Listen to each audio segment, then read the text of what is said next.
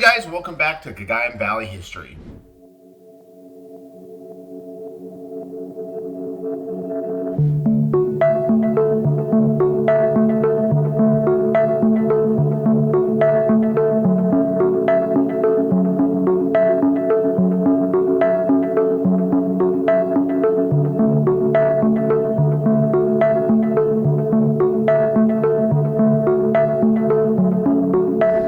Today we're going to be talking about the Austronesian invasion of the Philippines. Now, this is a fascinating story, but before we jump in, I need to give you a situation to help you understand what happened according to the Aeta perspective. Imagine one day you're out walking about and it's a clear summer day. You're in a giant field, and all of a sudden you look up into the sky and you see an object in the distance. At first, you don't really know what it is, and slowly this object descends down. It gets larger and larger. You hide at first, hoping that whoever's piloting the craft did not see you. But then the hatch opens and several beings disembark. They look different from you, but they still look human. They are tall and slender. They're wearing interesting clothing, carrying items that you've never seen before. You are filled with a mixture of emotions. You're scared, but you're also curious. You want to know where they came from. What are they doing here? What should you be doing? This is almost exactly what happened to the Aeta.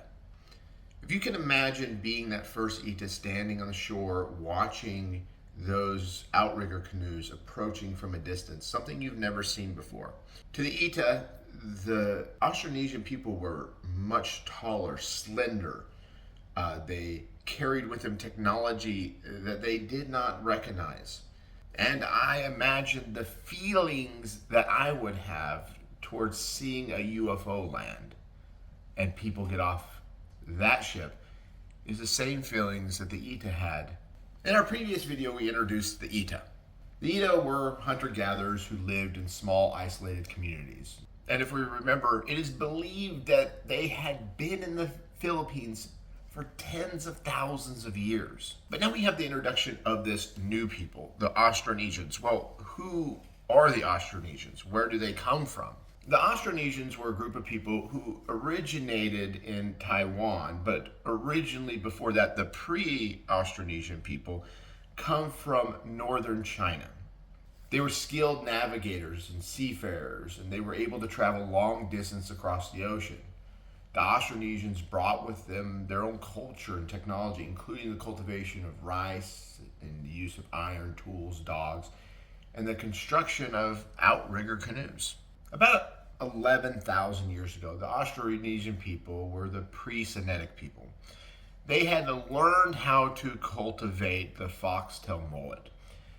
From there, they moved south, and these people became known as the pre-Austronesian people, and they did something that allowed their culture to be able to move forward very rapidly, and that was they domesticated rice.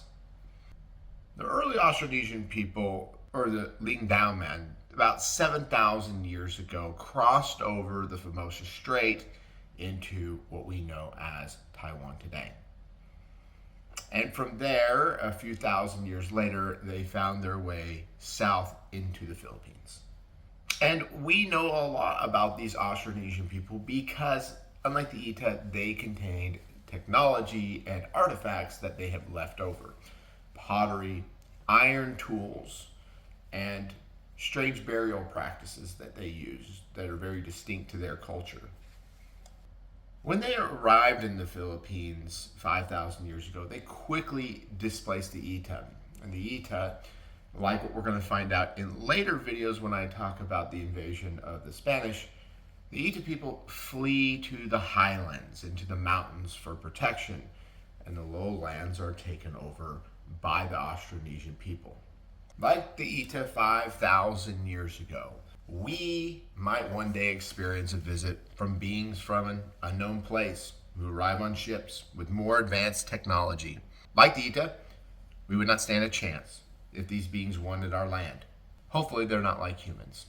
In our next episode, we're going to show how these Austronesian people group together, create a culture, and then spread out from all the way to the Americas to Madagascar.